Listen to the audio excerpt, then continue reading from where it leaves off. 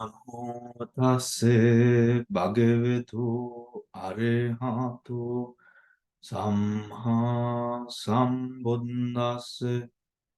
Namo tassa bhagavato arahato samma sambuddhassa. Namo tassa bhagavato arahato samma sambuddhassa.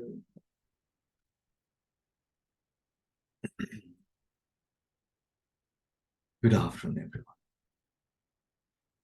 Last week, we went to a great amount of detail with regards to the tetrads or the first tetrad of the Anapanasati Sutra.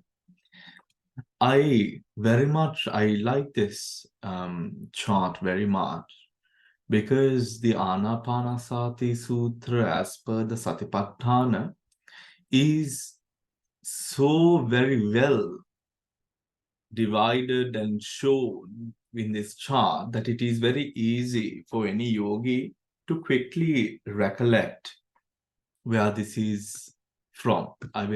This is, if you just type in Anapanasati on Google, you're going to get, on images, you're going to get this chart. So I'm just going to send you this link as well if you would like to have this chart with you, because it is also a very good guide for you to have just this page with you. Now, last week, just to quickly recap on the Anapanasati Sutra, the Buddha's teaching on how we should conduct ourselves in meditation, and Anapanasati, as per the Satipatthana, if we recollect where we are exactly to know what is to be done and how we progress in the path, where we are currently trying to perfect ourselves upon is this part, everyone. මෙතන contemplation of the body කියන මේ පළවෙනි කොටසේ ඉන්නේ අපි. හරි? This first tetrad.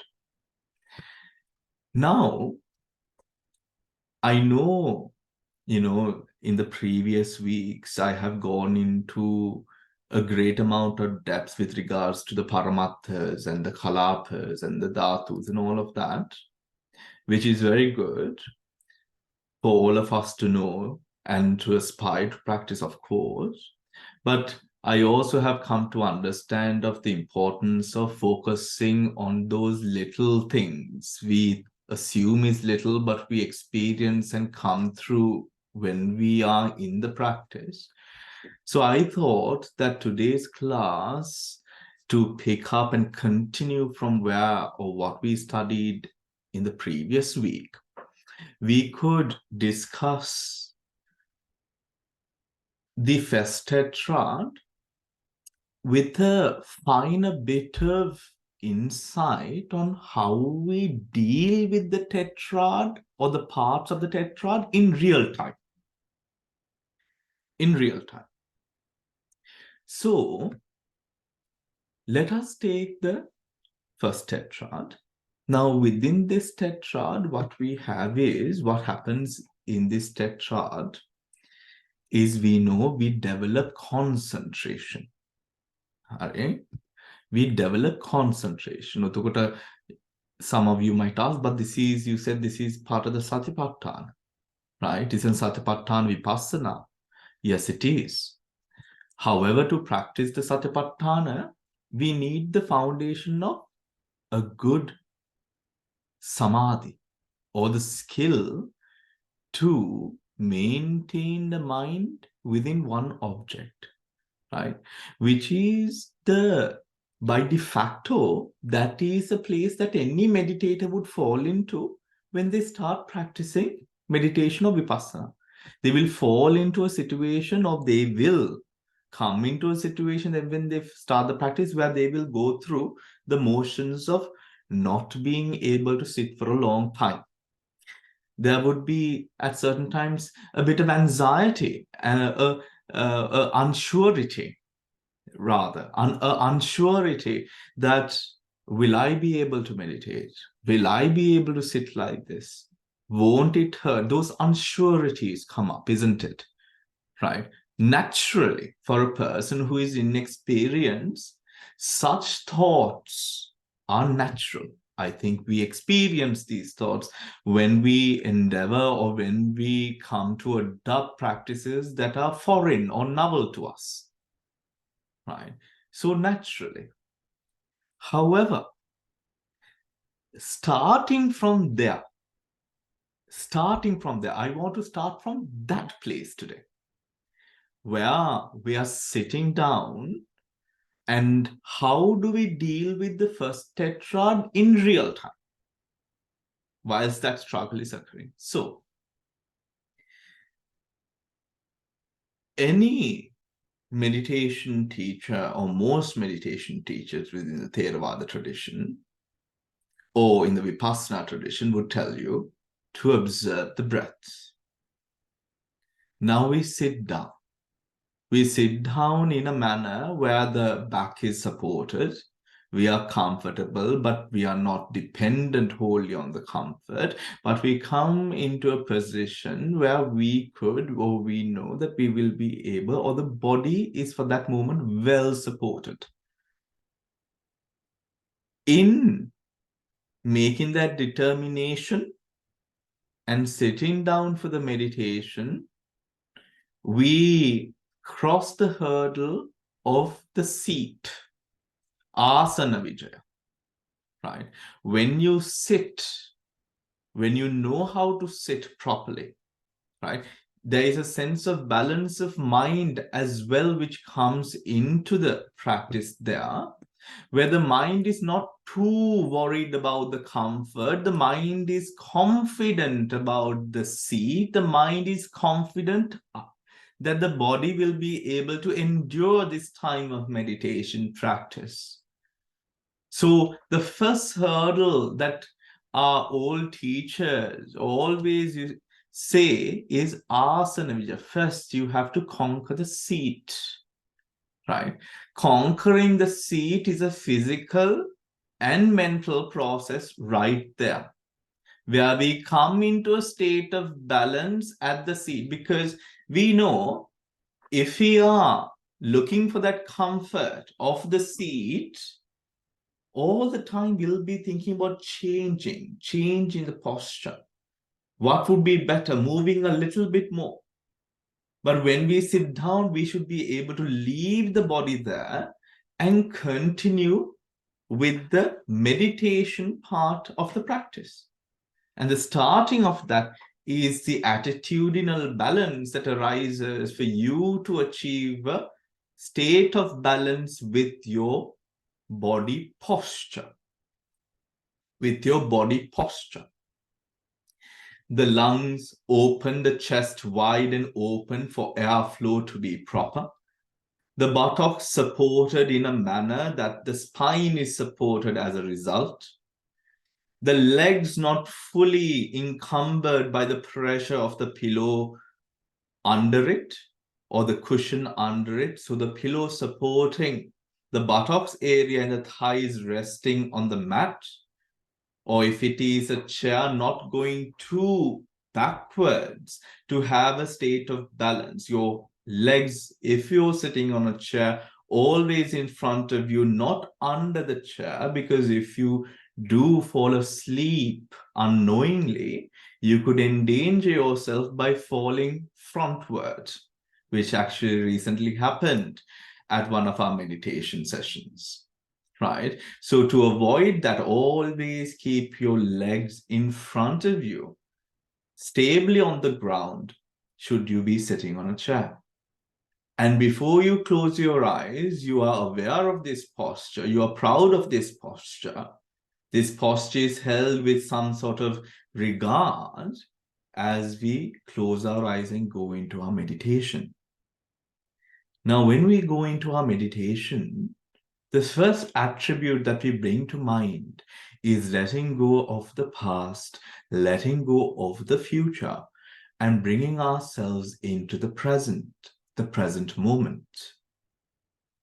And within this present moment, we often come into the present by anchoring the mind to the tip of the nostrils or the top of the abdomen. If it is difficult for you to see the nostrils, if usually this must be noted, it is only difficult for you with the breathing, of course, if you have a cold, if you have sinuses that often occur at night and in the morning hours, right? Then, of course, in the morning, if you're doing your meditation, it's going to be very difficult, right? The sinuses, the colds, the health part of things. On the other part, if you have a certain bend or a broken nose or something of that sort, where the nose has a bend, we have also seen that that is a bit difficult for people to observe. But remember, do not switch from the abdomen to the nose to the chest. Don't do that. Because what you are then provoking there is a sense of anxiousness, jumping from one object to the other. Remember, the foundation, the fundamentals of samadhi is being able to hold your attention upon one object. If we jump from object to object, samadhi, the fundamentals for the development and cultivation of samadhi, is not present. Hence, samadhi will not be developed. Right? If samadhi, concentration, is not there, the mind will always waver. And always remember, whilst I'm saying all of this, during the meditation, it is very important to note that we must fully arrive in the present, anchored by the breath. Nothing else, no Dhamma other than this exists. Do you understand? Because this is very important. Because, of course, we learn so much.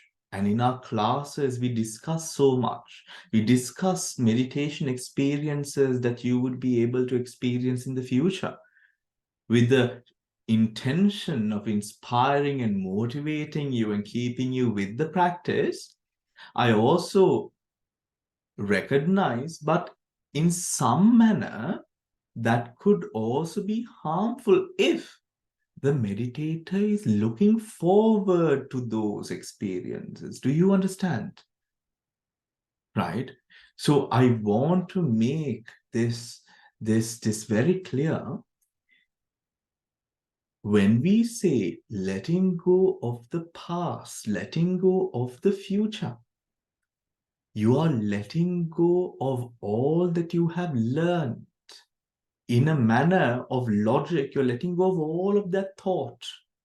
You're letting go of all sankharas pertaining to the future. And in doing so, the Dhamma that we learn is only to inspire and guide us at the right moment. When we go into bhavana, we have to let go of that future and that past as well. So don't look forward to the nimitta. Let it unfold as it does. Don't look forward to the fact of your mind becoming clear and going into jhana. No. Let it unfold as it occurs. It is in that sort of letting go, the mind becomes ever more vigilant, alert, within a space of samadhi towards one object. ඒ මට්ටමට අපේ මනසේ තියෙන ඒ සියුම් අංග අපි භාවනා කරන අවස්ථාවේ තේරුම් ගැනීමට උත්සාහයක් යොදන්න ඕන. ඒ උත්සාහයෙන් අපිට තේරුම් ගන්න පුළුවන් අර අනාගතයයි අතීතයයි කියන මේ කාල වකවානු දෙකේ තුලම අර සංඛාර වලින් තමයි අර අනාගතෙත් අතීතෙත් පවතින්නේ. ඒ සංඛාර නැතිකොට අතීතයක් නැහැ, අනාගතයක් නැහැ. Only the present. Do you understand? ඒ කියන්නේ අපි වෙන විදිහකට කිව්වොත් during the time of our meditation practice, we must be able to identify and realize the moment we direct our attention and sustain vitakka and vichara, attention and sustained attention upon the breath will become the only Dhamma that is present. What does that experience look like and feel like? The breath is the only Dhamma is present. ඒ කියන්නේ උස්ම විතරමයි තියෙන්නේ. අර මම මේ you do not even get the sanya, the perception doesn't arise to you that you're even meditating in your home, in a room. Right? Your husband or someone might be out there around you doing something else, but we arrive at a place of such one-pointedness that the only thing, only Dhamma that is present is what? The breath that you are observing. What does that mean according to time? Past, present, future. Only the present. Do you understand? Right? This is Dharma Vitarka. This is called Dharma Vitarka. Dhamma Vitakka. Dhamma Vitakka is upaklesha. Right? It is a klesha, is a hindrance to the meditation. What is Dhamma Vitakka? Dhamma Vitakka is when the Dhamma that you have learned in order to inspire and promote the practice within oneself is now working within the mind during the practice itself. What that means is that we proliferate thought. ඒ කියන්නේ මේ විතර්ක වැඩි කරා ගන්නවා. මනසේ තියෙන සංස්කාර ධර්ම වැඩි කරා ගන්නවා. මනසේ සංස්කාර වැඩිකොට මොනවද වෙන්නේ? උස්ම රැල්ල බලාගෙන ඉන්න බෑ. උස්ම රැල්ලෙන් හැම වෙලෙම මනස පාවෙනවා වෙන අරමුණු කෙරෙහි. The mind, when we do not have a sense of one-pointedness and we are distracted, what happens? When there is so much going on in our mind, such as Dhamma Vitakka, what happens is that the mind has so many things going on. So the mind bounces off of the breath to one other thought, a different thought, a different thought, a different thought. Thus now the Dhamma Vitakka has become counterproductive, isn't it? The Dhamma that is supposed to aid us in the practice is now the reason that I cannot cultivate my practice. Right? But we know that sometimes this is interpreted as one must not study. Right? This is not true. Right? That is rather shameful to elaborate it in that manner. This is where the mind knows how to balance itself within the present. That is also a meditation skill to be developed. Right? Where the mind is alert upon the sankharas that arise and the mind knows how to calm those sankharas as and when they arise. That is all that is done within this tetrad, everyone. දැන් අපි මේ ආනාපාන සතියේ මේ කොටස තමයි අපි this section is the one that we practice. Right? Do we have any questions? Do we have any questions from anyone?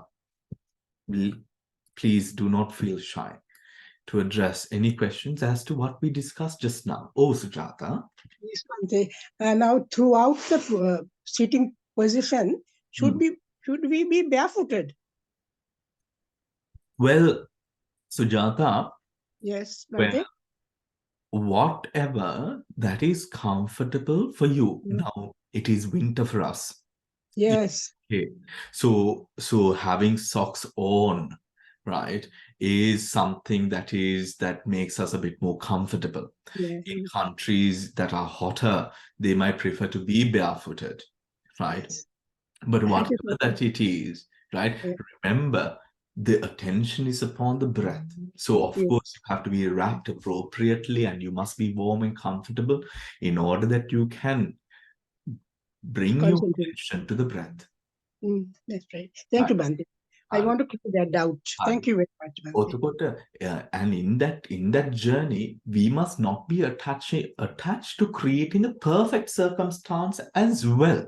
Remember. Mhm. ඔතන වෙන්න පුළුවන් දෙයක් තමයි we want now the perfect thing. Mhm. Right? Now, for example, let us say, I want to meditate, but I don't have a meditation cushion. So now we take about a week to look for a meditation cushion, order it, wait till it comes, check it, and then sati dekak gilla from the day that you decided to meditate. Yeah. Right? Or, at least just throw down one of the cushions on the couch or sit on the couch or a chair and just do it. Yes. Right? The most important thing is that you sit down and do it. Right? But when these thoughts occur, so you're not being too attached or trying to go to or reach a position of perfection with comfort. Yeah. Right? With comfort. In doing so, what we then go on to experience is now we are sitting down for the meditation. Now I want to ask you the question. The step that comes before the long breath is the gross breath. Meaning when we sit down and when we observe the breath, we observe the gross breath. Right? It's all over the place sometimes. Sometimes we can't see it properly. We can't observe it properly. It goes through ups and downs. It's long, it's short. Sometimes it's very gross. Sometimes you don't feel it. It's fast. Right? It's all over the place. Why? Because the body formations of the sankharas are all over the place. So we start observing the breath after we sit in a comfortable posture, we start observing the breath. And when we observe the breath, we try to observe without controlling the breath. Right? But at this stage, something that could happen or often happens to meditation practitioners is, of course, the fact that the mind wanders, isn't it? The mind wanders at this place. What should you do? So a question that could arise is, and sometimes people often feel also a little bit, they feel a bit bad that they are going through this and they take this as a sign that they cannot meditate or it's far too difficult to meditate. Remember, having a distracted mind is the very reason that we meditate. The very reason that we must meditate. Right? Should you have a distracted mind, that is a sign that you must meditate. Why? Because nothing in life or everything that you have in your life, the mind races so fast from one thing to another. We always have a sense of restlessness underlying our lived experiences. හැම වෙලේම හිතෙන්නේ මදි, not enough. Why the restless mind? That is exactly why we must meditate. And in order to relieve ourselves, we do so much for our bodies to look good, to dress nicely, to look well presented. But we can be well presented if we just have a mind that is still. So as we invest so much on our physical outward appearance, we can do this specific part for the mental well-being that would bring about so much of positive change to everything. So that is the reason that we must meditate. But now, during this step of observing the gross breath, what are the things that you experience? What have you experienced before what has your experience with the gross being whilst observing the breath? Manasa duvanama is one thing. The mind goes on. It's distracted. Anyone else? The mind goes about. Right? I mean, when you say the mind goes about, that's kind of like the only thing that happens, isn't it? Most of the time. The way it is the root of all reasons. The mind goes about. Restlessness of the mind. Right? The restlessness of the mind, we realize that is also very interesting, because we also realize as we continue meditating, it is like the layers of an onion, right? And this is like layers and layers upon that you dig through and go inwards. The most outer layer would be what you think that we have to get through. The most outer layer.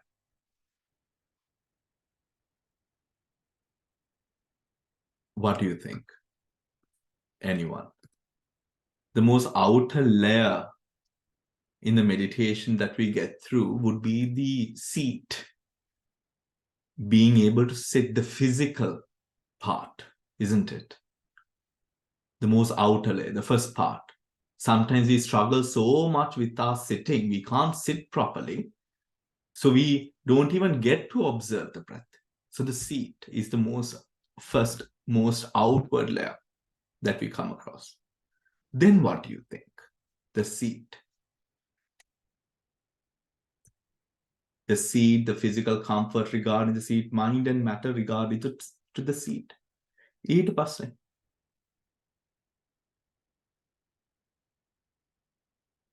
the eyes are closed, right? The eyes are closed, but you feel, you hear, you smell, you taste, isn't it, everyone?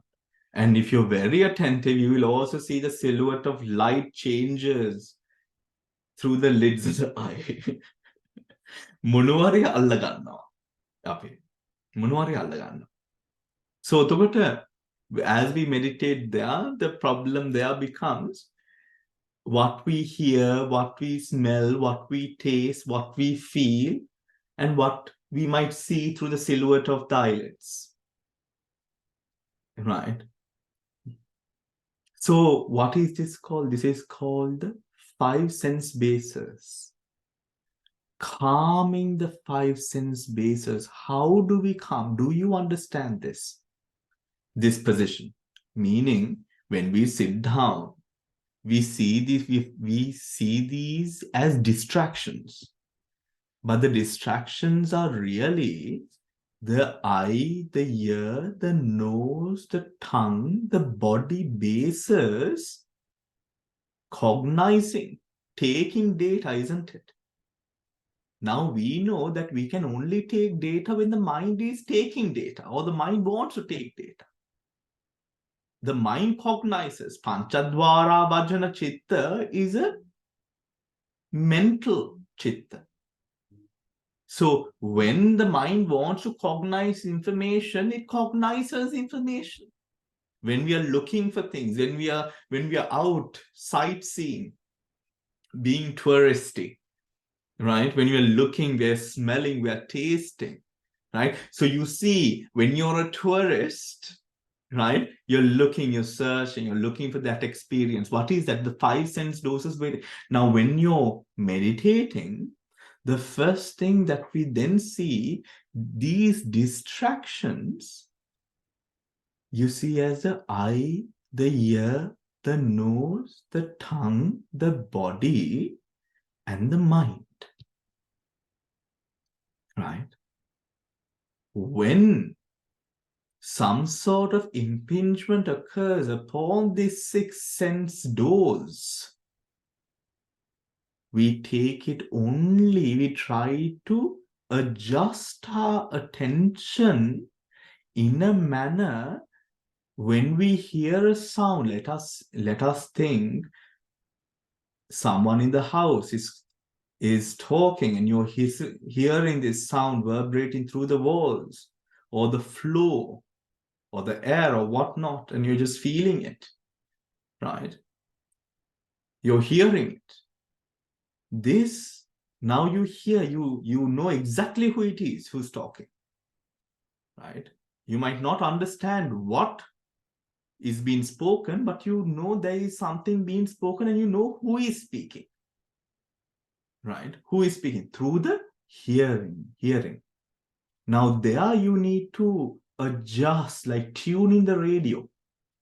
You adjust your attention to a level where now you're just, when this advertence is occurring, you adjust it to the level where it is just hearing. Do you understand? Meaning, now let us say, do you, as I am speaking to you live, and you are understanding what I am saying live, correct? When we meditate, you adjust your attention to a manner where you are now adverting to this sound that is vibrated just as sound. And the process of you hearing these vibrations of frequency touching your sota dwara, your ear base, is simply hearing. If the silhouette of light is coming through the lids of the eye, seeing. Take away the value by just simply tuning your attention to now know this advertence as hearing, smelling, seeing, feeling, pottabba feeling, tasting. Those are the 5 sense doors, right? And when the mind is adverting to something, usually we do not take the mind at first because the mind is very subtle. So we first quiet the 5 senses, right? We first quiet the 5 senses. But when, let us say, we will of course experience moments where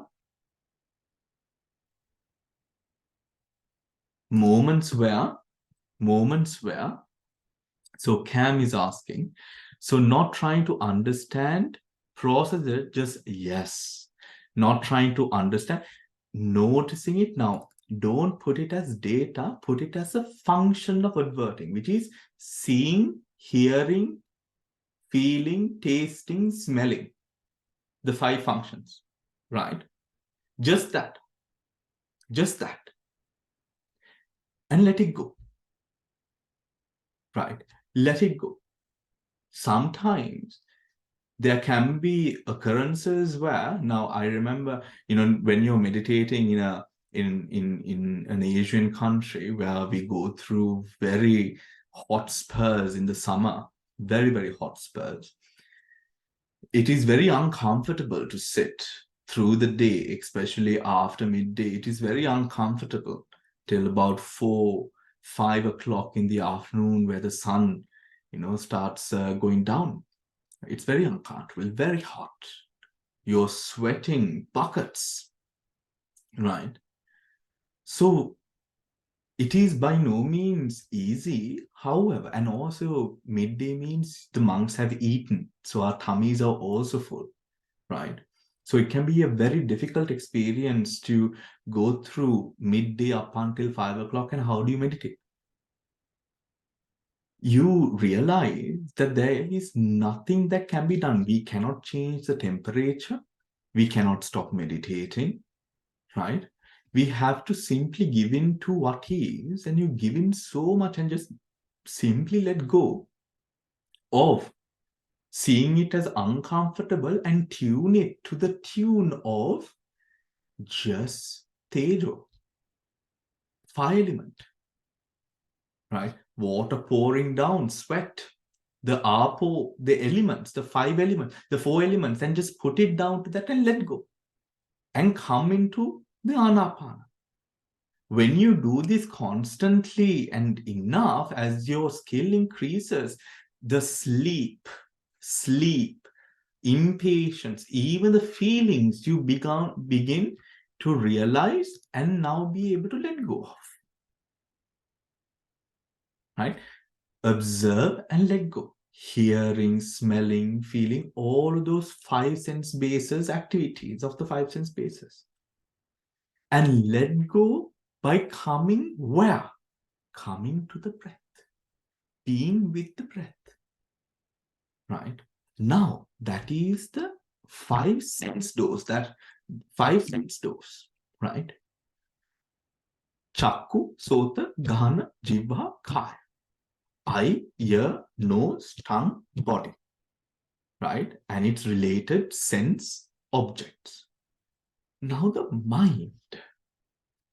The mind can be a very worthy opponent. Because the mind, we need this discomfort initially is so important because we grant ourselves the possibility, the ability to have so much of insight as to the way the mind works. When the mind occurs, now you'll have different thoughts arising, and we know our thoughts work like stories, isn't it? Thoughts go on like stories. Katha, katha, katha. Mm.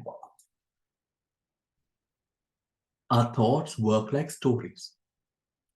So now, let us say a story in the nature, or a story of the dosa nature, hatred root or aggression rooted, or that sort of consciousness, thought arises. You're not so happy with the cushion. Let us take this. Let us take, someone, your meditation cushion is very comfy. So someone in your house has switched your meditation cushion for something else. Right? Come into your meditation room and taken your cushion and left another cushion. And you only realize this as you've sat down already for your meditation. Let us say that very annoying instance, right? Now you're feeling it, right? You know through the touch, the sense of touch, oh, this is not the usual feeling. And you realize what has happened, right? So already the story is working, right? But now the story is working in the nature. Now the story, tune your attention where you don't go into the story. Right? Don't proliferate the thought pattern going into the story, building the hatred. Or dosa, we say. Hatred is a very powerful word, very aggressive word in the English language. The Pali word is dosa. Dosa means any level of hatred, the most subtle, the weakest forms of hatred, to the most powerful aggressions that could even kill and cause damage to life, right? All of that. So those are rooted thought, see just as dosa mind. Just dosa mind. In the body, we tuned with the five sense bases, we tuned it to just hearing, smelling, feeling, tasting, touching, and seeing. When it comes to mental thoughts, stories coming up, going durangama, going far distances, just take it back into what? The root of that. Whether it be unwholesome, whether it will be wholesome. Now, wholesome, how do you do it? Greed, hatred, and delusion is somewhat easier to track. But what happens when you're thinking, let us say this thought arises as you meditate, this thought arises. The thought that, oh, may I be able to do this and progress in the path and experience the Dhamma. This wholesome thought arises. Now, at this stage, wholesome thoughts don't cause a lot of disruption to the practice. Why? Because its nature, it's not like dosa. We know that through experience. Dosa proliferates, and even sometimes you're meditating, but your blood is boiling inside. Right? Your blood is boiling inside, but you're meditating. Why? Proliferating thoughts. Right? Going that distance with the thought. On the wholesome side, the wholesome side doesn't do it. So we might not need a lot of attention as we give to unwholesome. In the same level, we might not have to give it to wholesome. Wholesome, we can just simply let go of it as well. Wholesome Ganetada. Because we go into the greater depth of it later on. But right now, we just simply need to let go of distracting physical and mental phenomena, thoughts, Vedanas, and come to simply observe the breath. Come to simply observe the breath and keep the mind upon the breath. Right? Keep the mind upon the breath. And as you do that, the gross mind will gently become more subtler as the body, as the mind relaxes and comes into a state of stillness. As the mind and the body relaxes, the breath will become subtler. This happens as a result of you being in stillness, in the present, within the present, the mind within the present. So as a result, the heart rate reduces. When the heart rate reduces as a result of the mind being calm, now all the mind and body formations become more and more subtle because there is no aggression in the mind nor body. Right? There is no aggression in the mind nor body. So the more that you are in samadhi, the more peaceful it becomes. Is that clear, everyone?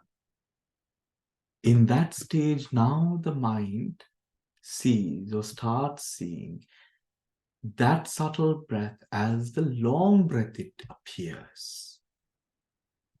Right? It's long in nature, subtle, stable, but long in nature. That long breath one observes just as the long. Without me long එක note කරනට මනසාර note කරන වෙලාව වෙන වෙන කතාවකට යනවා. A thought attached to the long. Thought attached to the long. එතනත් that also we discipline thereby just noting it as the in-breath and out-breath. In-breath and out-breath. But we know, long or short, we know. So through the tetrad, what we do is in-breath, out-breath. That is the mental sankhara that arises attached to each breath. In-breath, out-breath. But with the clarity that is present, we will know whether it is gross, it is long, it is short. Is that clear? Does that make sense? It is like, let us say, holding a certain object. We are holding the object, but we know that it is rough or smooth or gross, but we are holding the object. The object is the in-breath and the out-breath. The feel of the object, whether it is long, that is to be known. Is that clear? That part is to be known. And every moment, realize, every moment, each and every moment has only one Dhamma. If you're feeling that there is more than one, or there's a lot happening, relax. Come into the present moment. Anchored through the breath. Anchored through the breath. Being in the present. Again and again. Does that make sense? What are your questions connected to that part? Right. Now this long breath, as we continue observing the long breath, with that calmness, that our samadhi, as I mentioned, when the samadhi is present and when it continues, it becomes more and more relaxed. So our samadhi when through the samadhi, through the concentration, when you observe the gross breath, the subtleties, with samadhi, the body formations calm down more and more. So now that breath, which was all over the place becomes more stable, more constant, in a manner that you can directly know that this is the long in breath, long out breath. Right. Now, as the samadhi upon this increases, that breath calms down even more. Now the long breath is manifested as a short breath. Neither becomes a short breath. Becomes a short breath. So now the short breath, as you stay with the short breath, using those techniques of avoiding distraction, letting go of distraction, letting go of thought, letting go of any sort of impingement and going into any other object other than the breath, we keep with the short breath. Now that short breath even becomes even more fine-tuned in the manner where the mind is able to see the beginning, the middle, and the end. Usually, sometimes you can see the beginning. Then you realize, or sometimes some people, they can see the end more than the beginning, right? The end more. But whatever, whether it is a beginning, you start with the beginning and find the end. Or if you're seeing the end more, you start with the end and find the beginning of that breath. It's a practice, no? You can train yourself.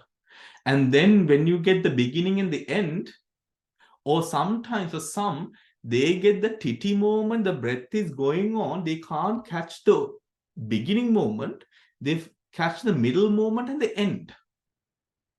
Whatever you catch hold of in the beginning, let it continue and gradually try to now experience the whole body, that is arising, processing, passing away.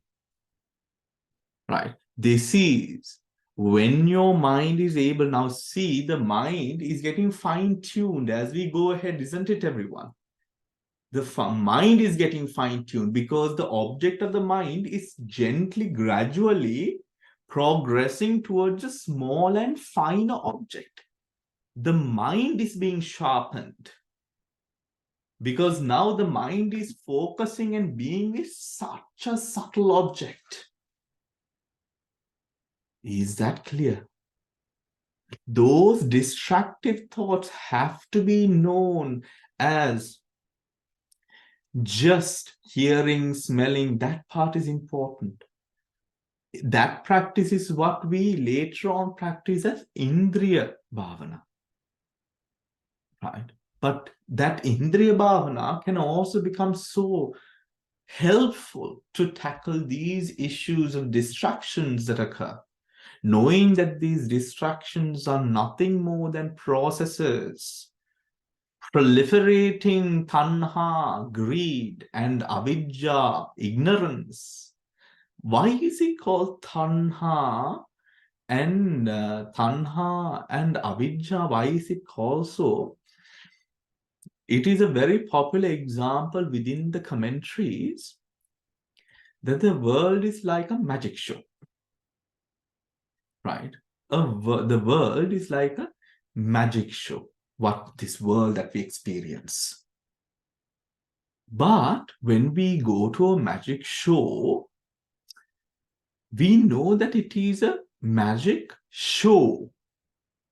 Hence, at the back of our minds, we know this is not the truth.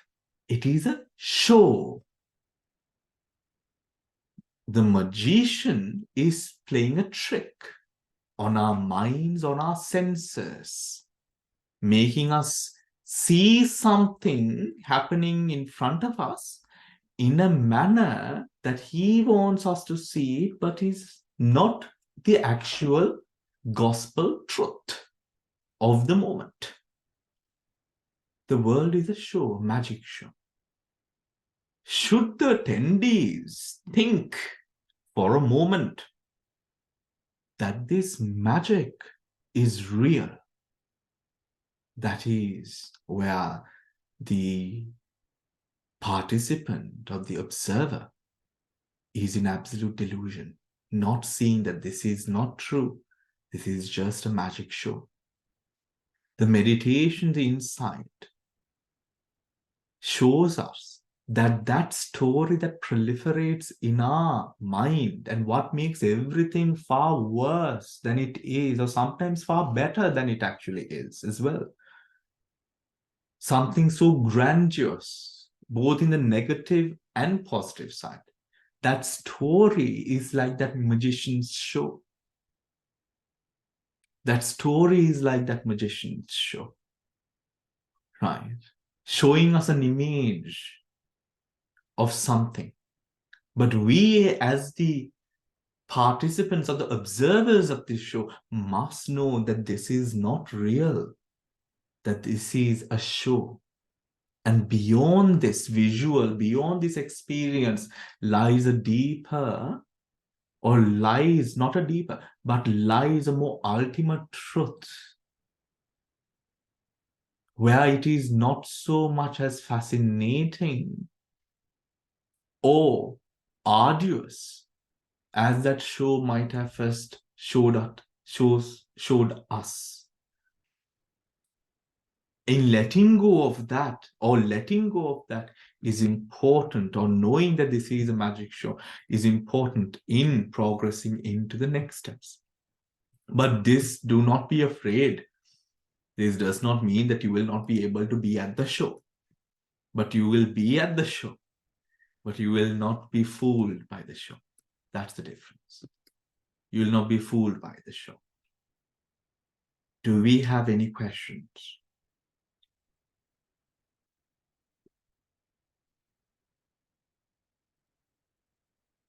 All right. Then let's try to put these things into practice as we come into a comfortable position. Taking a deep breath in, holding on to the breath, breathing out.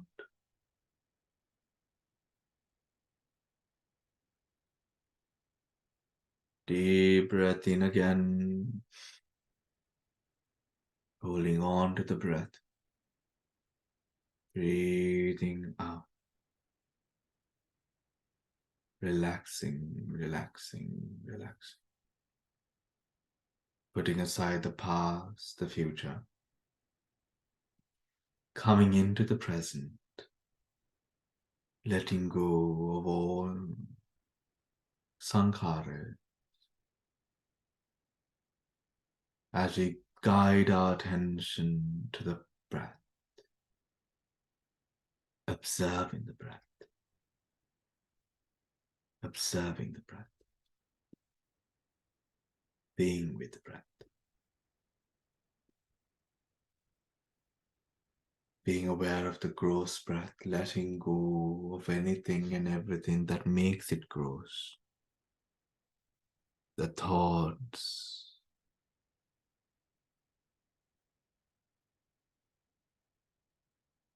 putting all of that aside for this period of meditation, sitting here in the now, and simply being with the breath, observing the breath, making your best effort to only observe the breath. Observe. In breath, out breath. When impatience arises, knowing it as a mano sankhara, another mental activity, and letting it go. Endeavor to be with the breath every moment.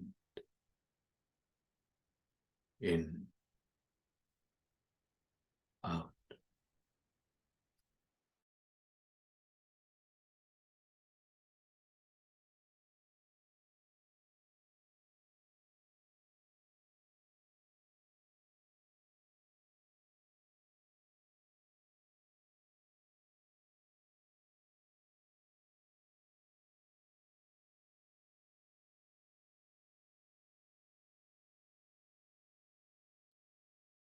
Observe. Observe.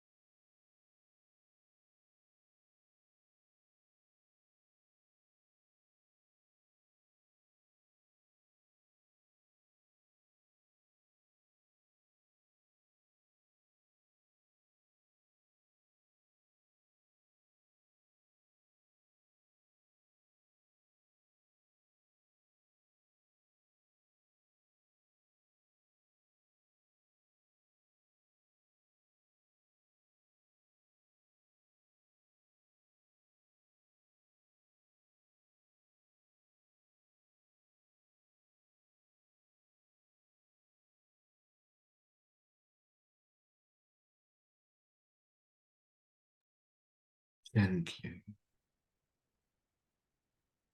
observing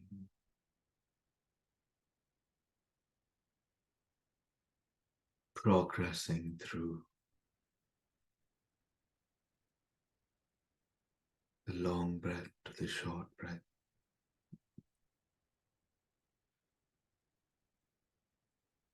As and when it is right for you, when you are able to observe and keep the mind, the body calming with the mind, observe the breath, observe, observe.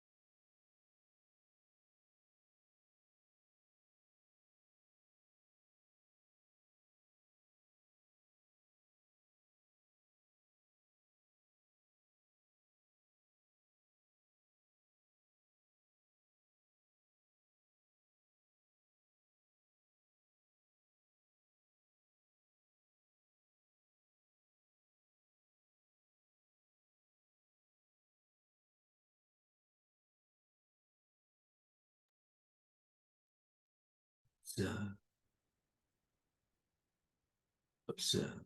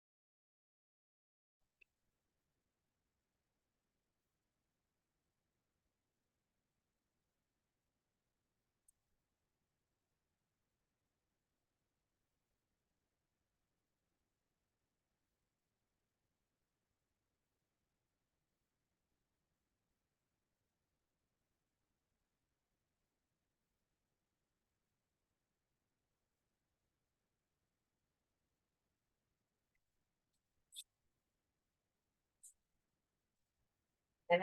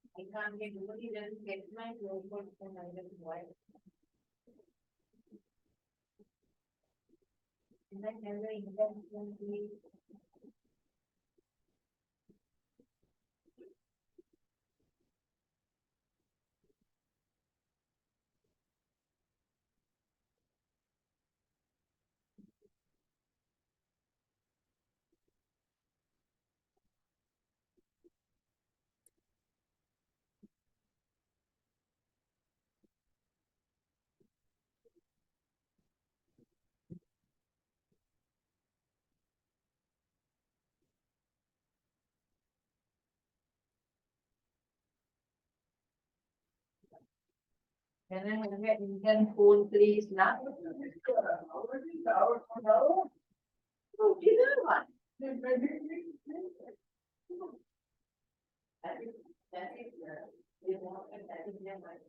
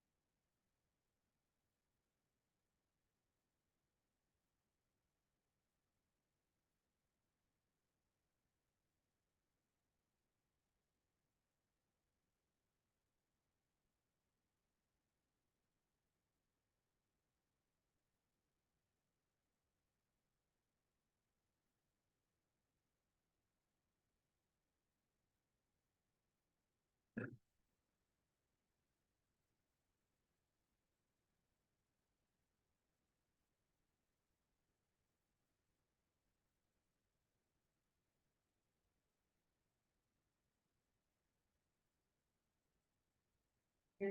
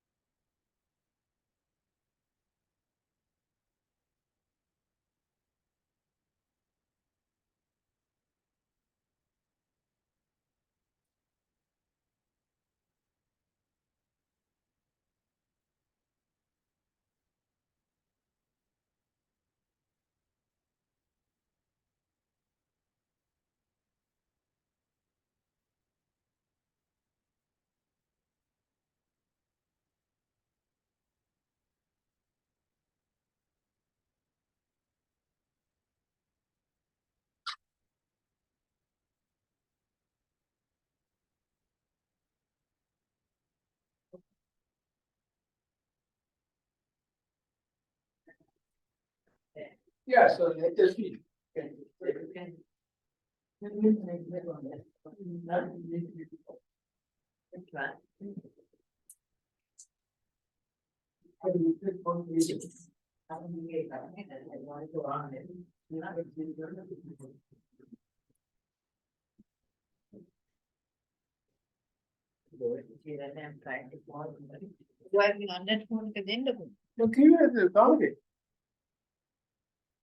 Why can't it? I put again. With some water.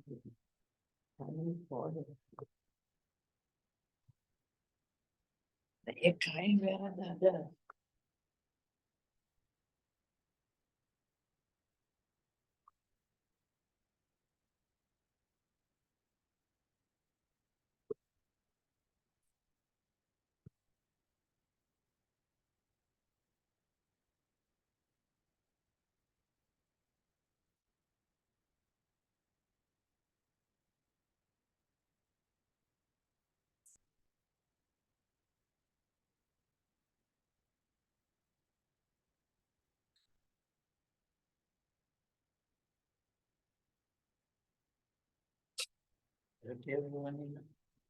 Now we're going to go and we're going to go and get ice cream things. Now she bought this ice cream, we were supposed to get it from her today sometime, whatever. But, no, but what to do, lads? She wants to give us food. We are saying we can't take. So she said then she get and so finally the one thing we haven't said, I said, okay, we need the ice cream. The mama rat again, uncle the yes, from that. After that time we didn't change and it didn't strike me that we had to go. Maybe for another WhatsApp to know. Then go to make him balance. So why do okay, what do you do? This leader on us. She has none of them. She can't ring because I have got the Zoom meeting going on that. And somehow other she can. In the minute, what to tell her, I mean, how money? Another month, then never give it. Where have you got Rooney on this? What a Rooney to make it? Because we have not given somewhere. Sri Lanka, when you did it. I'm 18, never did it with her. Top of the world, Rooney, what a attack and enemy, so one dear Larry, then doing me, thank you for my birth. But she never sent dear Sudan Tanka, Wednesday, 4th October. When is going to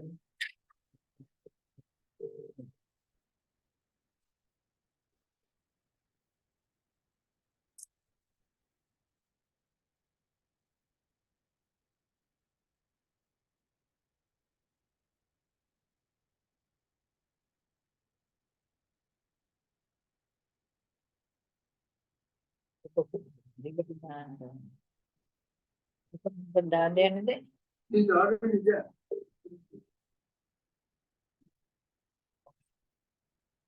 That's box number 2.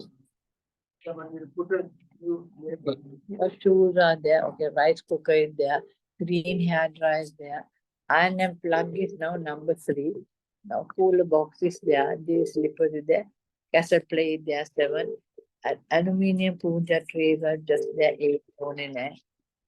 Now linen එකකට දැම්ම box එක 10 boxes neutral bullet එක තාම තියෙනවා 11 box ගෙනන්න මගේ clothes pressure cooker එක prestige pressure cooker There, but if I need the book I'll give you.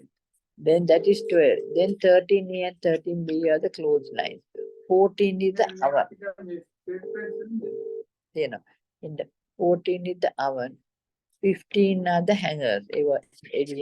16 is the kitchen utensil. අන්න ඒකට තමයි ලොකු පෙට්ටියක් තියෙනවනේ ඒකට. තියෙනවනේ ලොකු පෙට්ටියක්. Kitchen utensil.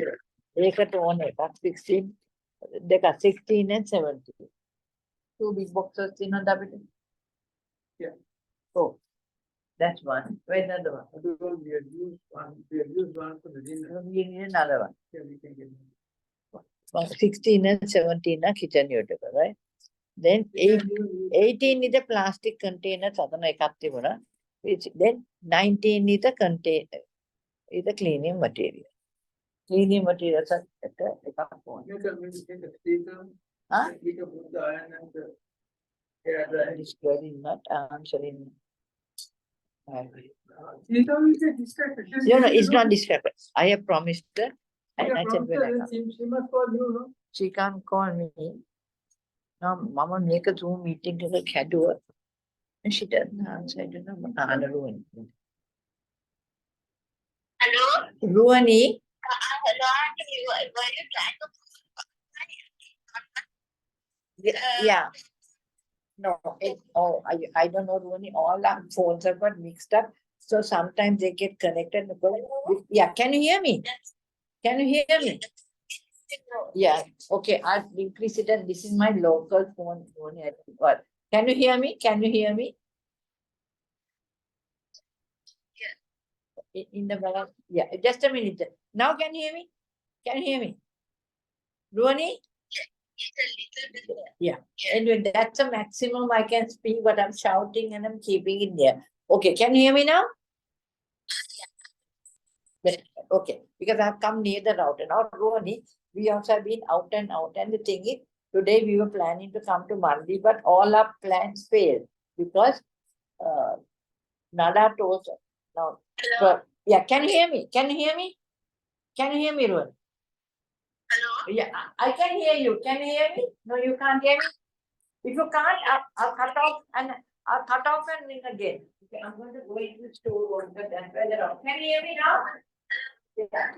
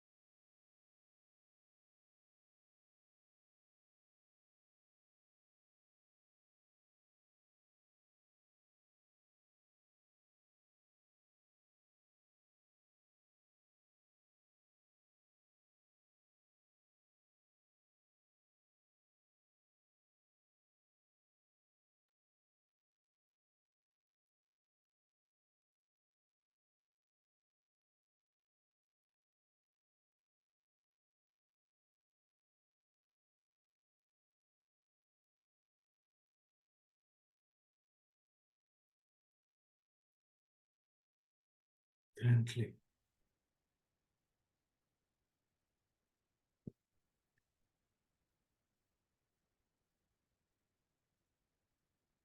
Guiding your attention.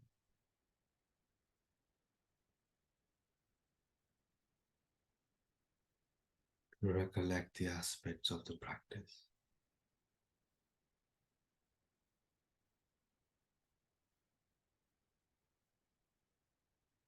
The experience, the insight.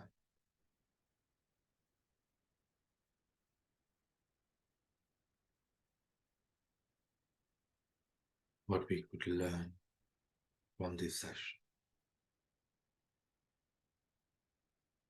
to navigate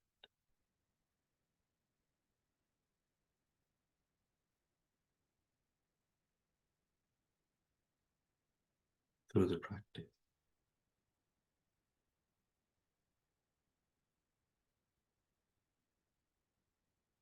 Taking a deep breath in.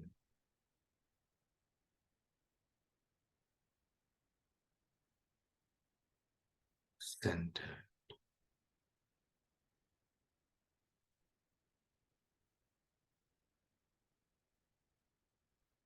Observe. Recollect.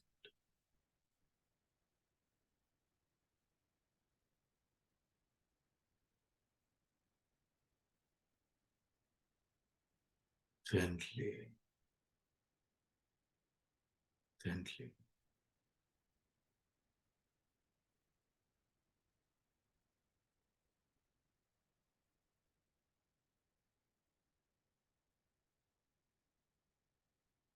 Taking a deep breath in. Breathing out.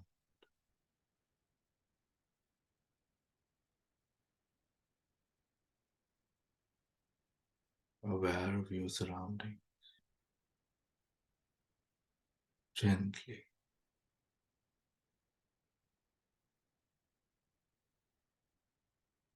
Guiding your attention outward.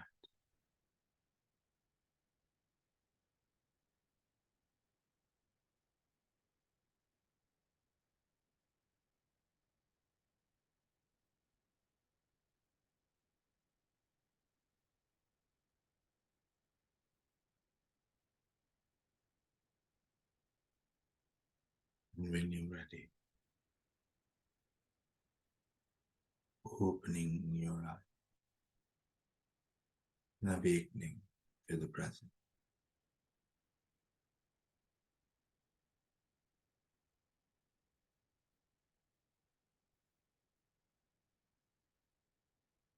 Sadhu. Sadhu. Sadhu.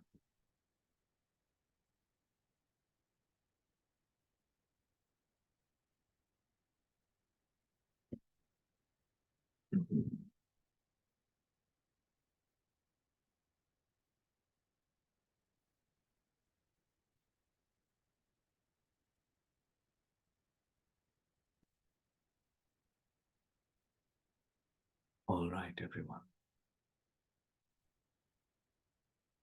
So I would like to know what your experience through the hours of this practice, how your attention and maneuvering through the practice. Hey Mali, would you please be able to start? And I would also, I think, as we were meditating, one of the mics might have accidentally unmuted and there was some sound. And I was contemplating on whether to stop it or not because I can mute it from this side. But I thought for us, that was also in a way a gift. Yeah, actually, once Practice. I at that point I tested my mind. It was warm. Bante, yes, Out as well. it looked like a good experience for me, Bante. Yeah, from the Because ඒකට ඉස්සෙල්ලා සවන්නස I was අර subtle තැන lightness I was watching. සද්දට ඉස්සෙල්ලා. Oh. And also when the sound came, I want to test one thing. I tested that it's a sound and not to disturb my mind. And to keep it in equilibrium, I tested. I mean, it's in the same state. I think I was able to test my mind. That's In a good way. Yeah, in a Oh. good way, yes. I Oh. know it's a mistake, yeah. No. Definitely, those are adjustments that we have to learn along the way. ඉතින් මේ අපිට අර පාවිච්චි අපි අනිත් කට්ටියකින් I want to, I'm keen to know what the others' experiences were as well. But Hemali, how were you able to sort of observe during the session? But actually, I felt lightness, very subtle breath at one point, and subtleness, and then Buddha's method is correct, like I came to Satta or something like. Okay. I don't know. Then there's some preeti also. Yeah. But I was able to maintain. Bhante. I know that those feelings. I realized the Wonderful. feelings. Wonderful. දැන් එතන අර බුද්ධ ධර්මයේ කෙරෙහි තියෙන ශ්‍රද්ධාව දැන් බලන්න අනිත් කට්ටියටත් has anyone else had that experience? මොකද ඕක ගොඩාක් යෝගීන්ට වෙන දෙයක්. experience වෙන දෙයක්. මොකද අර aha moment එකක් එනවා, you have a sense of a aha moment with the අර ඒ තියෙන්නේ සම්මාදිට්ඨිය. අර සම්මාදිට්ඨිය ඇති වුණාම ඒ සම්මාදිට්ඨිය අර experiential සම්මාදිට්ඨිය. You know, ඒ සතුට තමයි ඒ තියෙන්නේ. උතකොට අර ප්‍රීති සුඛය පැත්තට යන්නේ upon the practice නේ. එතන සතුටක් එනවා. ඒක දැනනවා. එතන තමයි අර ප්‍රීති අවස්ථාවට ඕක තමයි තව pure වෙලා වෙලාවක අර explosion එකක් වගේ ප්‍රීති සුඛ. Right? ඉතින් as we උතුරු ප්‍රීති සුඛයට ගියා, how did you manage those සංඛාරස්? උතුරු භාවනා කරන වෙලාවේ ඒ experience එකට අමතරව යම්කිසි සංස්කාර ටිකක් තිබ්බද? සනස මම එතනම හිටියා. හරි. මුකුත් මට වෙන එතන සනස instructions දීලා තියෙනෙත් එහෙමනේ. මට එතන ඒක මතක් කළා. එතන I realize එච්චරයි. එන්න එතනම ඉන්න ඕන. ඒ කියන්නේ ප්‍රීති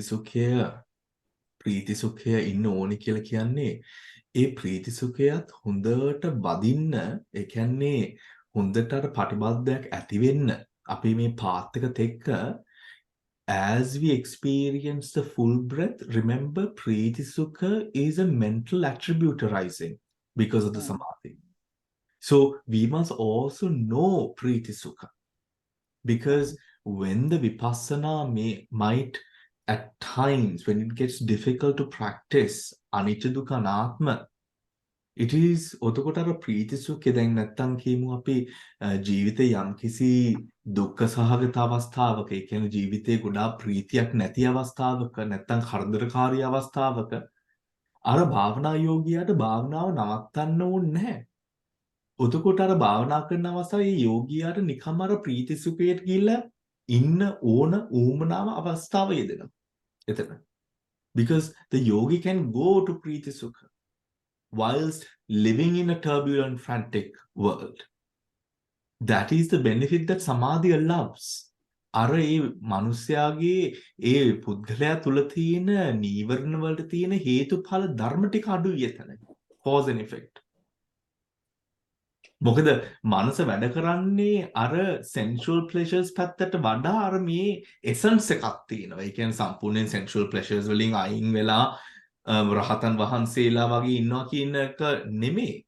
ඒතර essence එක මර සම්මා දිට්ඨිය නැමැති essence එකේම යම්කිසි පාරිශුද්ධයක් ඇති වෙනවා. There is a sense of clarity in the mind. There's a sense of pureness. Right? Pureness. That truly aids in this whole experience and unfolding of Dhamma. ඔතකොට ඒ සංස්කාරයෙන් ඒ ප්‍රීති සුඛයත් හොඳට අපි ඉඩ දෙන්න ඕනේ. ඒකට බය වෙන්න හොඳ නැහැ. මොකද අපි දැන් හිතනවානේ සැප විඳින්න ඕනේ නැහැ කියලා. දැනගන්න මේ සැපය කියන්නේ මනෝ සංස්කාරයක්. ඒ මනෝ සංස්කාරය අතරින්නට මේ මනෝ සංස්කාරයක් කියලා ඒක වැටහෙන්න ඕන. යමක් හොඳට if you're not investigating something closely, how do you know what it is? Does that make sense?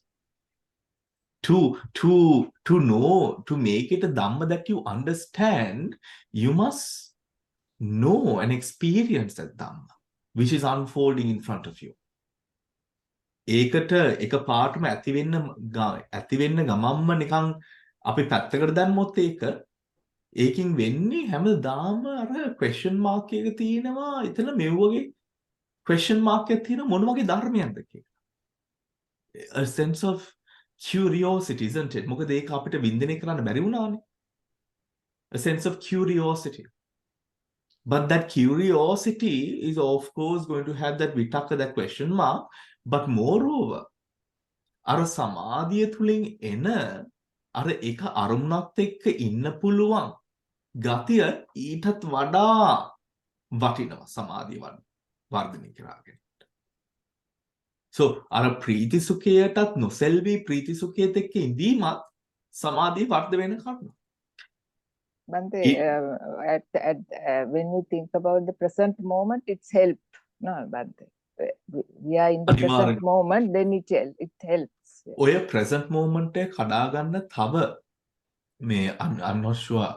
I'm asking, is there anyone who does not speak Sinhala? Because if so, I can only speak in English. If there is anyone, just let me know, so I'll keep to English. Sorry about that, Cam. Okay. So when the mind experiences, so I will relate what we just spoke about. So when the mind, as we cultivate and develop a sense of awareness, we should not be afraid of experiencing or allowing our mind to experience those happy moments that arise in the meditation. And within that first tetrad of the Anapanasati Sutra, let me show you exactly where that occurs. Right? Exactly where that occurs. Exactly where that occurs. Let me pull out the chart here. Now, usually when we experience from the gross breath that is all over and all over the place, we come to when the mind and the sankharas, the body formations and the mind and the body relaxes and comes to connect with the present, with the calming down of the mind and the body, that erratic breath becomes composed in nature and rhythmic, far more rhythmic, where we are able to see that the length of the breath. That length, we come to realize that it is long. Right? It manifests as a long breath because the body formations haven't calmed down entirely. But as you remain with the long, not attaching or clinging to anything that arises in the mind, keeping your mind with the object of the long in-breath and the long out-breath, that long breath becomes short. Naturally, because the heart calms down, the blood, the pumping of the blood, the speed of the blood, all of that, all the body sensations, the formations, everything, mind and body calms down even more. And as it calms down, when it becomes short, the focus, the samadhi, the concentration ability of the mind increases because slowly the object is becoming finer and finer. The gross breath was heavier, more apparent, more obvious.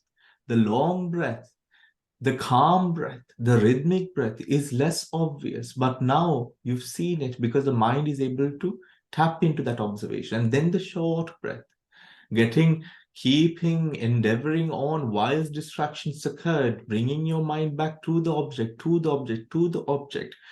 We come to learn how to be one with that observation of the breath. And that is when we come naturally, organically, we arrive at the experience, the whole body of the breath, where you experience the beginning, the middle, and the end. Sometimes, for some certain meditators, the beginning is more apparent. For some, the end is more apparent. For some, the middle and the end is more apparent. For some, the beginning and the middle is apparent. In such manner, certain parts can be apparent.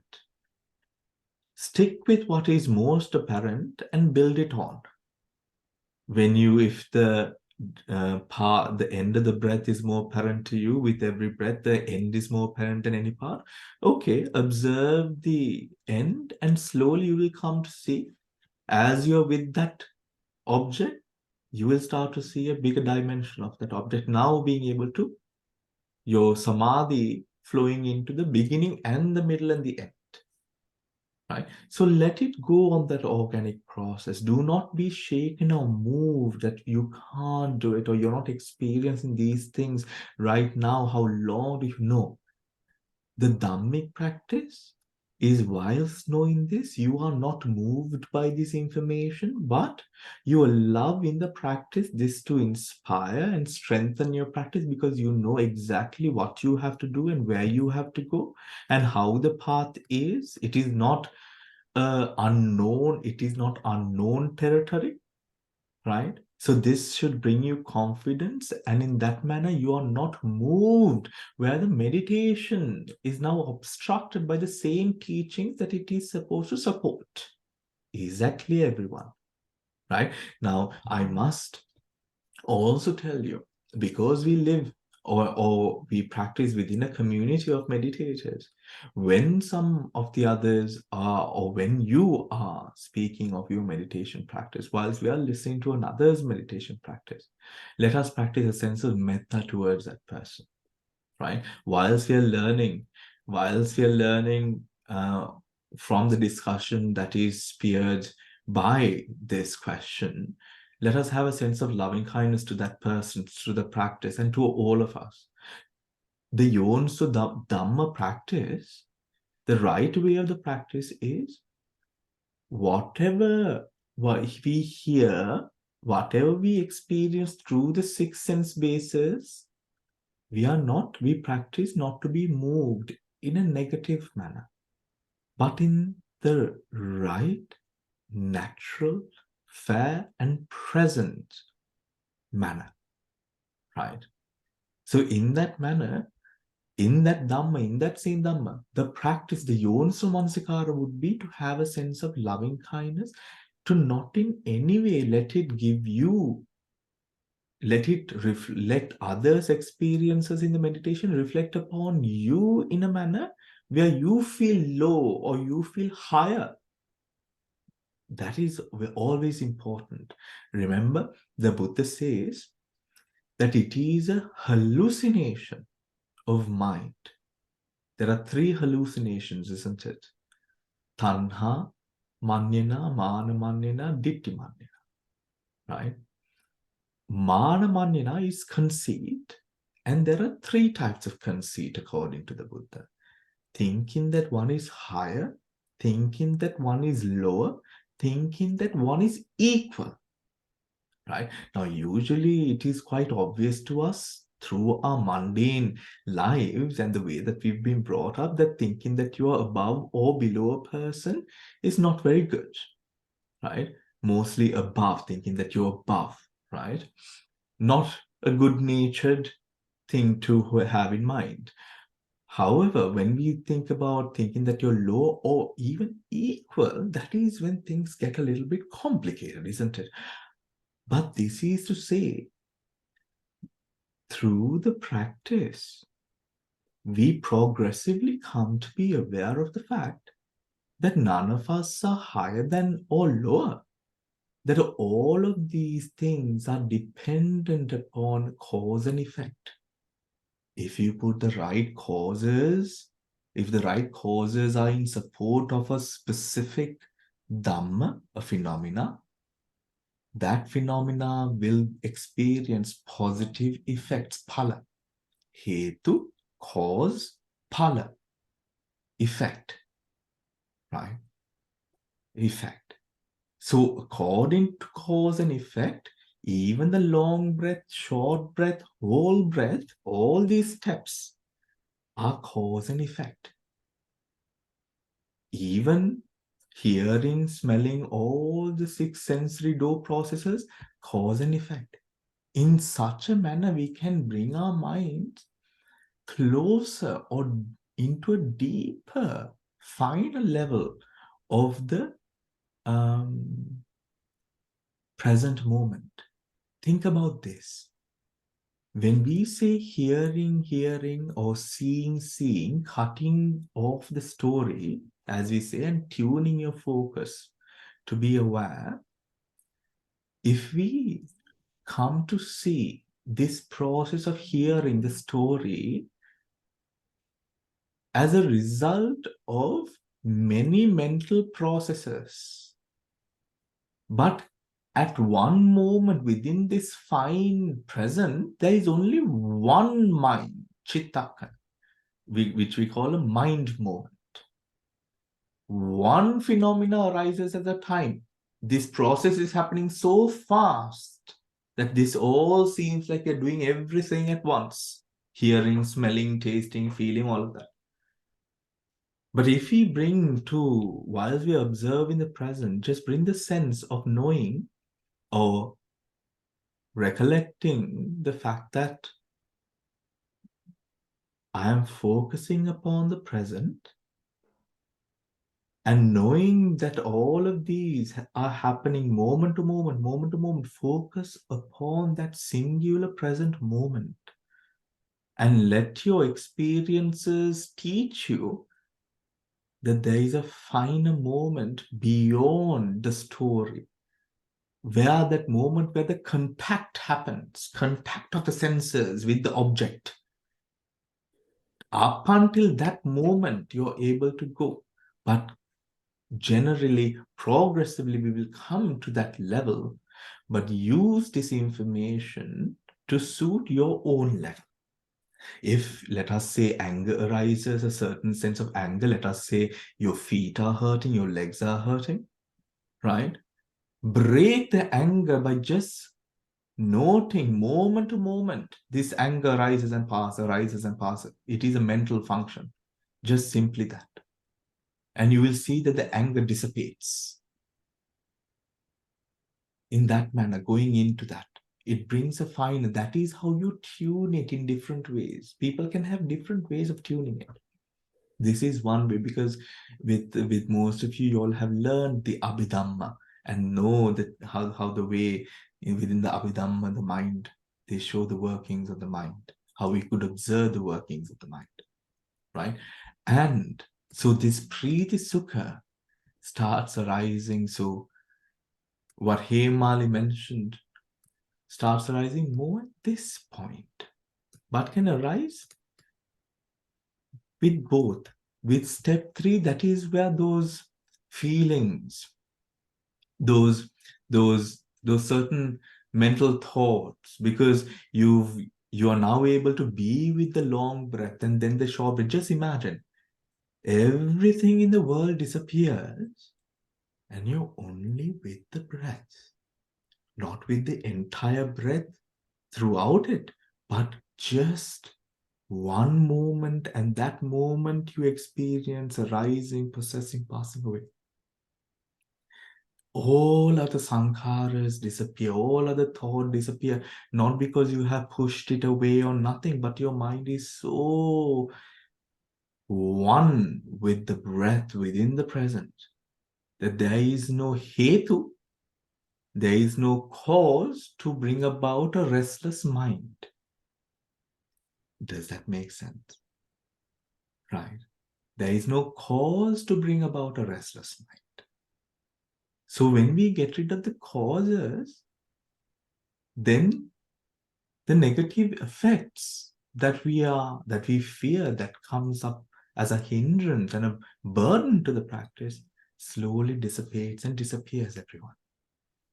all we need to do is to observe the present and be devoted to observing the present, and everything that we experience and learn throughout that practice will aid you in one thing: being in the present. That is what the first tetrad is all about. And towards step 3 and 4, that is where we will. But remember, again, this is a lot of information, but be in the present. Do not allow the Dhamma and what is meant to be a guide to become the reason that you're not flourishing. So when you're meditating, nothing in your mind, put all of that aside and just be with the present object. And when necessary, these little dewdrops of Dhamma will make sense. Because why? That is how Sanya works. Perception. Perception would bring the necessary dews of Dhamma when necessary. Just be in the present, focusing. Do we have any questions? Do we have any questions? You're most welcome to unmute yourselves and ask. Bhante, as usual, I have a small question. Yes, It's, she. සිංහලෙන් මං අහන්නම් ඒක. Hallucination එකට අපි මොකද්ද කියන්නේ පාලියෙන් හරි සිංහලෙන් හරි? Manyana. මඤ්ඤණ. Oh, I've been writing these things down. Right. මඤ්ඤණ. That's a Manyana. Pali වචනයක්ද ඒක? Manyana is a Pali word. Pali word.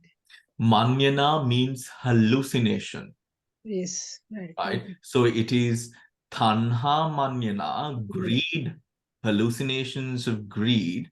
Manya manyana, hallucinations of conceit, which we broke down into 3, and tanhama ditti manyana, thoughts. Yeah. I've been writing this down, that's right, Bhante.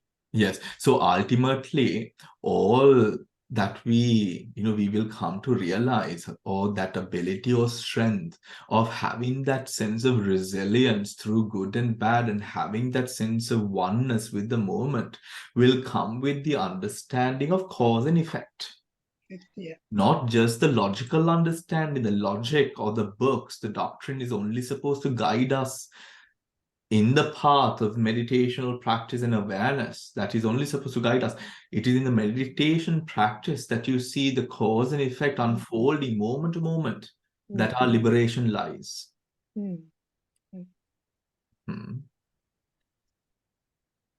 Bhante, Yes, Sheila. can I say something? Yes, Sheila. I can stay a bit longer on breath than before. Yes. But still the thoughts come and go. And my breath contact point is still higher than the tip of the nose, but in the middle sort of area. But I don't try to bring it down anymore because it's Okay. Yeah, I just keep it there. Okay. Yeah. And I feel I have developed a bit more. Wow, that's wonderful, Sheila. That's wonderful. Keep it up. Yeah. You're in right pace. I think you have to. Yeah. Yeah. Just continue, carry on, Sheila. Yeah. Don't try to bring the breath anywhere. Just carry on as you're doing. Yeah, I feel better like that. And yes. getting it as I've mentioned before, Sheila, if you're able to be with a long breath for 30 minutes without knowing very well that the mind has not wandered or fallen asleep, right? Sometimes we are meditators are quite embarrassed sometimes to admit that we've fallen asleep. But remember, falling asleep is a sign to tell you that you need to balance your effort and your concentration. If you concentrate too much, you fall asleep. So I used to fall asleep, but yes, I'm Sheila. better now. Yes. So remember, Sheila, what you're doing, just carry on, Sheila. Try to have a sense of one-pointedness to the present and be there. Yes. Right. Now, Yes. So be with the present, Sheila. Very good. Thank you so much. Okay, thank you very much. Is there anyone else who would like to ask a question? I want to just make this part of the Dhamma clear as well to those of you, with the meditation guidance. We speak so much upon the present.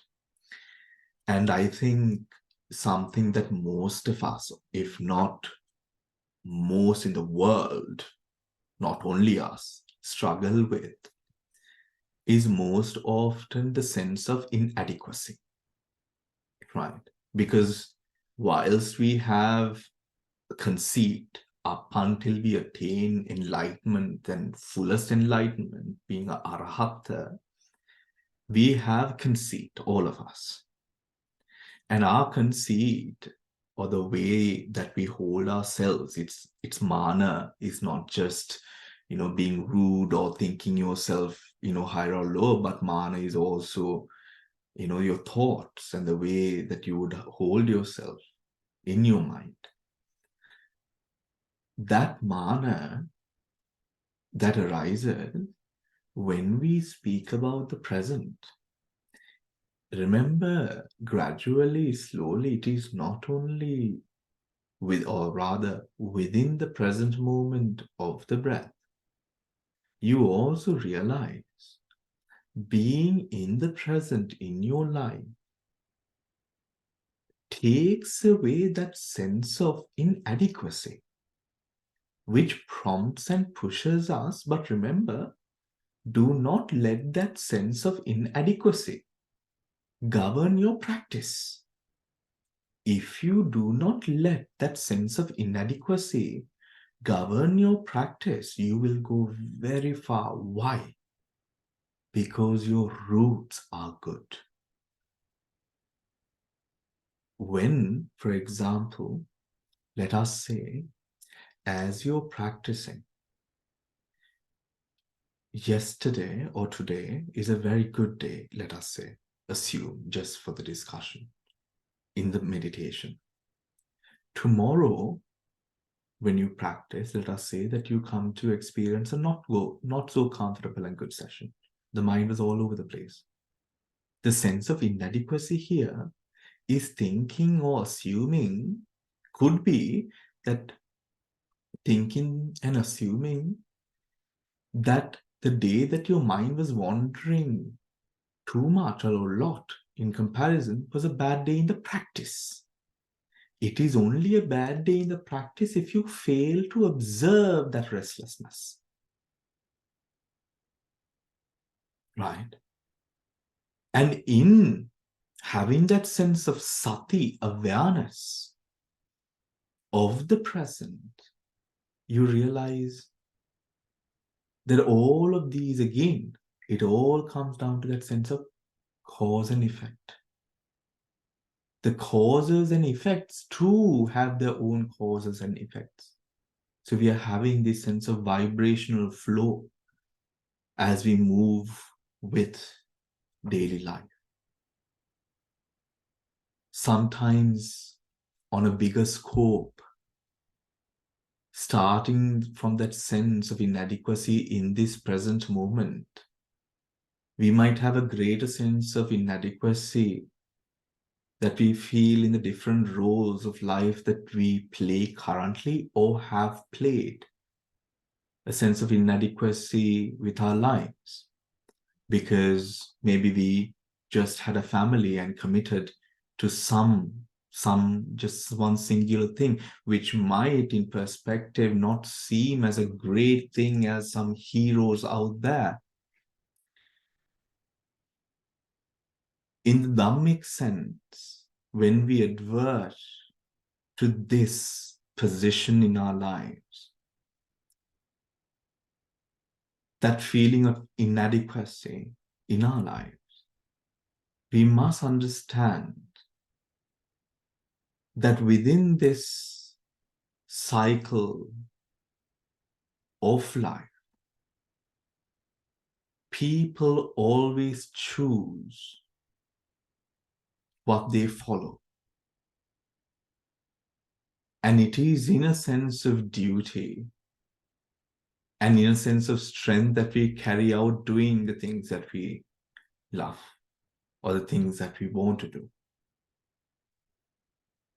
Being cause and effect, and quoting the word from earlier, manyana, being that mana is an hallucination on its own, what truly matters beyond this hallucination of the world that we see is what we do in the present.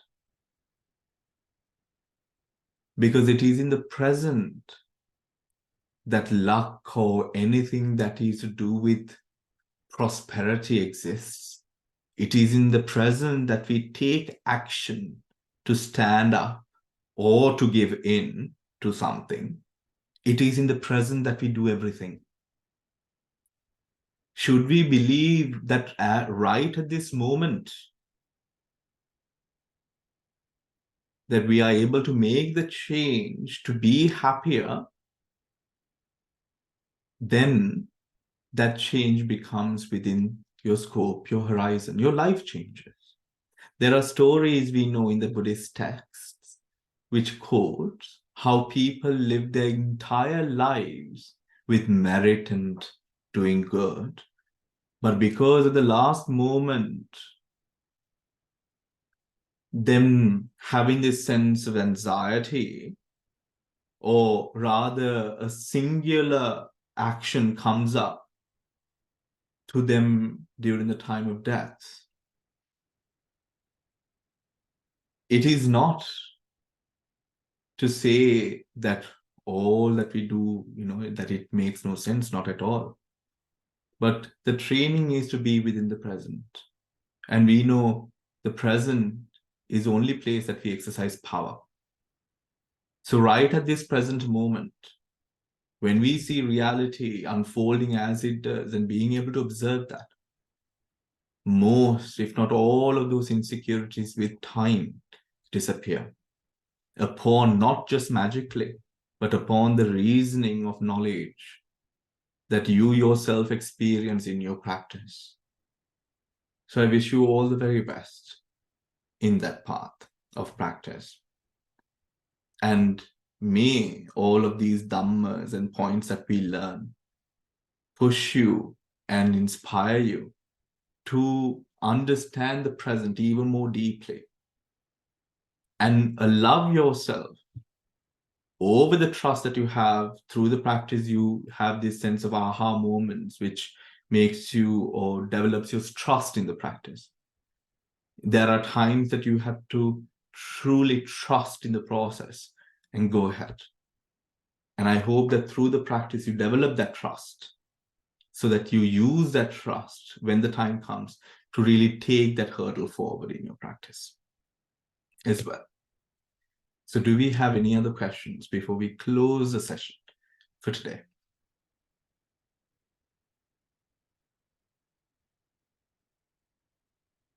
All right, everyone. So thank you very much. And I will see you next week. And of course, the Abhidhamma students, I'm seeing you tomorrow. Thank you very much and have a lovely rest of the day. Yes, Everyone, have a nice day. certainly.